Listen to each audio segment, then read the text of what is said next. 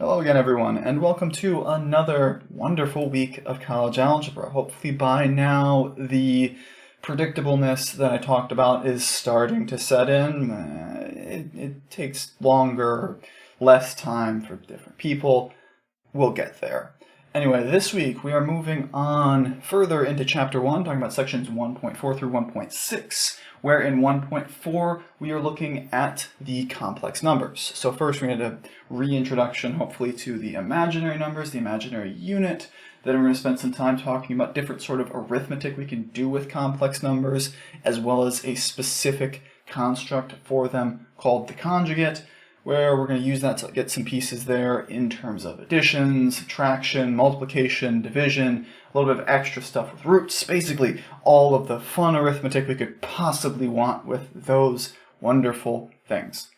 Then in point 5, we are going to be looking at the classic algebra equation, the quadratic, where a lot of this section is going to be about finding the roots, the solutions of the standard quadratic equation, where we'll see factoring, using special properties, completing the square, the quadratic formula, and then with the quadratic formula, a bit about the discriminant.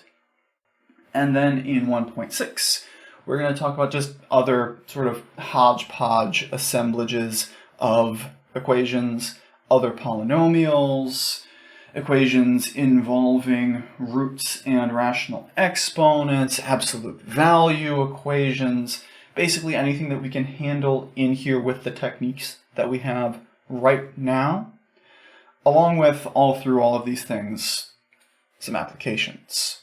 Where for this week, we have another worksheet that's going to be due on Friday with more practice on this stuff.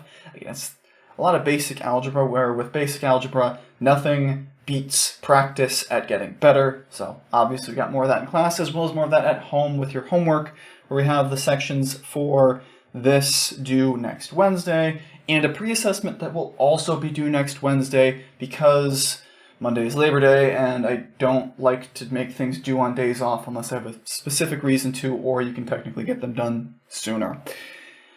I guess you could over the weekend, but anyway, the point is to have it by the first day. Whatever.